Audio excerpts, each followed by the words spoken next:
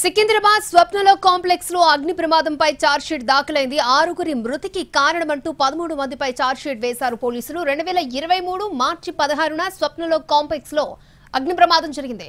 భవన నిర్మాణంలో ఫైర్ సేఫ్టీని గాలికి వదిలేయడం వల్లే ప్రమాదంలో 6గురు చనిపోయినట్టు నిర్ధారించారు పోలీసులు. అలాగే బయటకు వెళ్లే మార్గంతో చెత్తను డంప్ చేయడం వల్ల 6గురు బయట పడలేకపోయారని చార్జ్ షీట్ లో స్పష్టం చేశారు పోలీసులు. खत्म हो गया हमारा थोड़ा